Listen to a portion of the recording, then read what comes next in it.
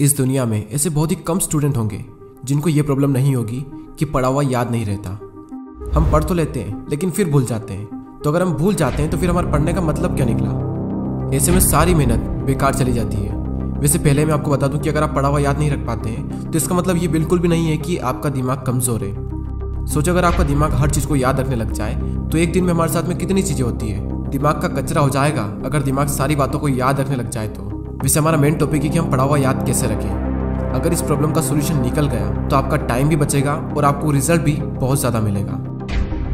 पढ़ा हुआ सब कुछ याद रखना मुश्किल है, लेकिन फिर भी काफ़ी हद तक हम इसे कंट्रोल कर सकते हैं, लेकिन पूरी तरीके से नहीं। मैं आपको 3 तरीके बताने वाला हूँ। अगर आप यूट्यूब और गूगल पर सर्च करोगे तो आपको कई सारी टिप्स मिल जाएगी, लेकिन ये जो टिप्स मैं आपको बता रहा हूँ ये मेरे पर्सनल एक्सपीरियंस से और काफ़ी रिसर्च करने के बाद मैं आपको बता रहा हूँ। आप यकीन मानिए कि ये 3 टिप्स इतनी ज़्यादा इफेक्टिव है कि इनको यूज़ करने के बाद आपका टाइम भी बचेगा और आपको रिजल्ट भी 2 गुना मिलेगा। तो पहला जो पॉइंट है वो है स्टडी लेस स्टडी गुड। भले ही कम पढ़ो लेकिन अच्छा पढ़ो। विल परेटो ने इस दुनिया को एक महान सिद्धांत दिया जिसे कहा जाता है 80-20 का रूल्स। इन्होंने एक ऐसा नियम दिया जो कि दुनिया की हर वस्तु में हर जगह पाया जाता है। इन्होंने बताया कि आपके 20% एफर्ट्स आपके 80% रिजल्ट में कन्वर्ट होते हैं। इनका कहना है कि आप सिर्फ 20% चीज़ों पर फोकस करो, आपको 80% रिजल्ट सिर्फ इन्हीं से मिलेंगे। एग्जाम्पल के लिए विल परेटो बताते हैं कि दुनिया का 80% पैसा और ज़मीन इस दुनिया के 20% लोगों के पास में है। 80% क्राइम इस दुनिया के 20% लोग करते हैं। 80% ट्रैफिक इस दुनिया के 20% रोड पर होता है। और 80% टाइम हम 20% कपड़े पहनते हैं। और इस दुनिया की 80% एल्कोहल यानी शराब इस दुनिया के 20% शराबी पी जाते हैं। 80% भोजन इस दुनिया की 20% ज़मीन से निकलता है। 80% बारिश इस दुनिया के 20% बादलों से होती है। इस दुनिया के 80% इन्वेंशन इस दुनिया के 20% साइंटिस्ट ने किए हैं। और सिर्फ यहीं तक नहीं, यही आंकड़ा हमारे अपने YouTube चैनल पर भी लागू होता है। 80% वॉच टाइम उन लोगों से आता है जिन्होंने इस चैनल को सब्सक्राइब नहीं किया है। कहीं आप भी तो उन 80% लोगों में से नहीं हो। और सबसे इम्पोर्टेंट फैक्ट कि 80% रिजल्ट हमारे 20% एक्शन से आता है। और यही रूल आपके एग्जाम में और आपकी पढ़ाई में भी लागू होता है। आपके सिलेबस का पढ़ा हुआ 20% आपको 80% दिलवा सकता है। तो आप 20% मोस्ट इंपॉर्टेंट चीज़ों को निकालें और उनको पढ़ें, और वही 20% चीज़ें आपको 80% रिजल्ट दिलवा सकती है। और आपने जो 20% निकाला है वो आपके सिलेबस के कंपैरिजन में बहुत ही कम है। तो ये जो कम है ना, इसको बहुत ही अच्छे से करो। और यही था हमारा first point, study less and study good. दोस्तों मैंने भी कई बार ये गलती की है कि जितना पढ़ना होता है उससे हम कई गुना ज़्यादा पढ़ते हैं, और इसका रिजल्ट ये होता है कि हमें जो याद रखना चाहिए वो भी हम भूल जाते हैं। एग्जाम में अब वैसे भी ज़्यादा दिन नहीं बचे तो आप इस रूल को यूज़ करके काफ़ी अच्छा रिजल्ट पा सकते हैं। अब नेक्स्ट जो पॉइंट है वो है स्टडी इन मॉर्निंग। और ये जो पॉइंट है ना, ये मेरा फेवरेट पॉइंट है, क्योंकि मैंने अपनी लाइफ की ज़्यादातर पढ़ाई सुबह ही की है।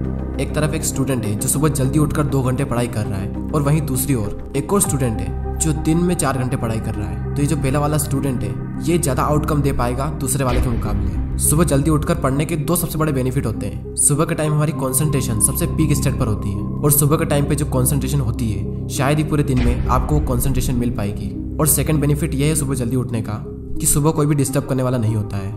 एनवायरनमेंट में एक अलग ही साइलेंस होता है, और उस साइलेंस में कुछ नया सीखने का मजा ही कुछ और होता है। आप सुबह जल्दी उठकर 3 घंटा पढ़िए, और उसके बाद में पूरे दिन अगर आप सिर्फ मुश्किल से आधा से 1 घंटा भी पढ़ते हैं तो बहुत है आपके लिए।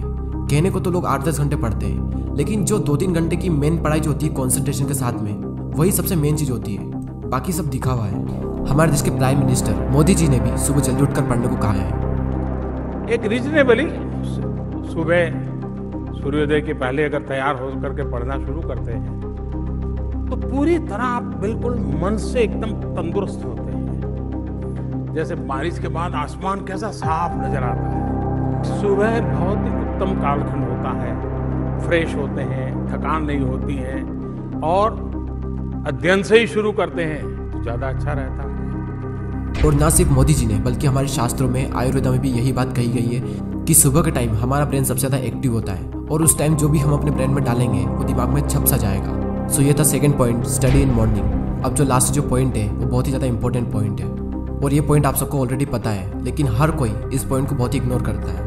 और वो पॉइंट है पढ़ाई के बीच में रेस्ट लेना। कुछ लोग होते हैं जो रेस्ट ही नहीं लेते हैं, और कुछ लोग ऐसे होते हैं जो बहुत लंबा रेस्ट लेते हैं, और इस बीच में कुछ लोग ऐसे होते हैं जिनकी पूरी ज़िंदगी रेस्ट लेने में निकल जाती है, और एंड में वो खुद रेस्ट इन पीस हो जाते हैं। पढ़ाई के बीच में कितना रेस्ट लेना चाहिए ये मैं आपको नहीं बताने वाला, ये आप खुद तय करें अपने अकॉर्डिंग। आपको फिर से एनर्जी प्रोड्यूस करने के लिए कितना टाइम चाहिए ये आपको आपके अलावा कोई नहीं बता सकता। जितनी इंपॉर्टेंस हम अपनी पढ़ाई को देते हैं उतनी ही ज़्यादा इंपॉर्टेंस हमें रेस्ट को भी देनी चाहिए, क्योंकि रेस्ट ही वो चीज़ है जिसकी वजह से हम पढ़ पा रहे हैं। हम एक दिन में जागते भी हैं और सोते भी हैं। तो उसी तरीके से अगर आप काम कर रहे हैं तो काम के बीच में रेस्ट लेना भी बहुत ज़रूरी है। और हाँ, ये गलती बिल्कुल मत करना कि अगर आपका एक बार पढ़ाई में मन लग गया तो लगातार बढ़े जा रहे हैं, लेकिन बाद में एक टाइम ऐसा आएगा जब आपका बिल्कुल भी मन नहीं लगेगा रेस्ट लेने के बाद भी। जब एक बार पढ़ाई में मन लग जाता है तो हम इतना पढ़ते हैं कि हम अपने दिमाग को ही पूरी तरीके से थका देते हैं और हालत ऐसी हो जाती है कि फिर से पढ़ने का मन ही नहीं करता। आपने पढ़ना शुरू किया, आपका मन लगा, अब थोड़ी देर बाद आपको रेस्ट लेना चाहिए, लेकिन आपको लगता है कि मैं भी और पढ़ सकता हूँ, तो उस फीलिंग को बनाए रखें और रेस्ट लें और फिर दोबारा उसी फीलिंग के साथ में अपनी पढ़ाई शुरू कर दें। अगर आप चाहें तो आप पोमोडोरो टेक्निक का यूज़ भी कर सकते हैं। पोमोडोरो एक बहुत ही सिंपल टेक्निक है।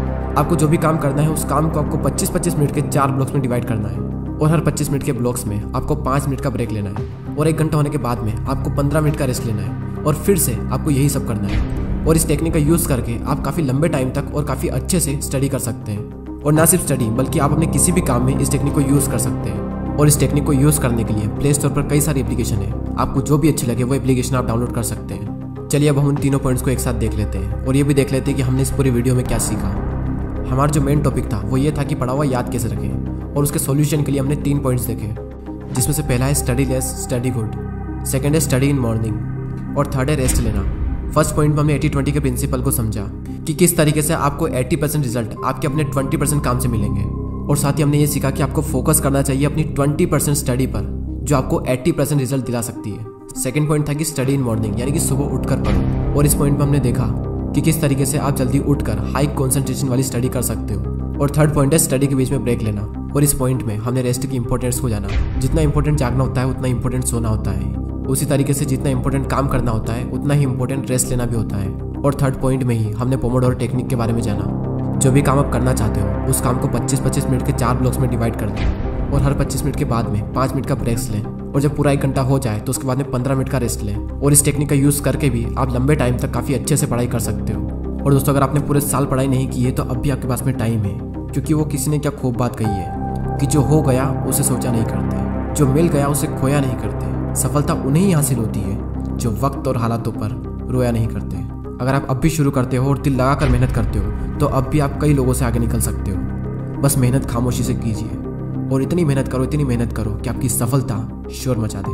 अब वैसे ही बहुत टाइम निकल चुका है और एग्ज़ाम बहुत नज़दीक है, और जब इतना कम टाइम बचा है तो बैठे बैठे ज़िंदगी बर्बाद ना कीजिए, क्योंकि ये ज़िंदगी मिलती है कुछ कर दिखाने के लिए। रोके अगर आसमान हमारे रास्ते को तो तैयार हो जाओ आसमान झुकाने के लिए। अब बात आती है उन 80% लोगों की जो वीडियो तो देखते हैं लेकिन सब्सक्राइब नहीं करते। यूट्यूब पर आपको वीडियो बिल्कुल फ्री में मिल रहा है और सब्सक्राइब करने का भी यूट्यूब आपसे पैसा नहीं लेता है, तो फिर मैं ये सोचता हूँ कि आप सब्सक्राइब क्यों नहीं करते। दोस्तों, बहुत मेहनत लगती है वीडियोस बनाने में। आपका एक सब्सक्राइब और एक कमेंट मुझे बहुत मोटिवेट करता है आने वाले टाइम में इससे भी अच्छे वीडियोस बनाने के लिए। मैं लेता हूँ आपसे अलविदा। Thanks for watching.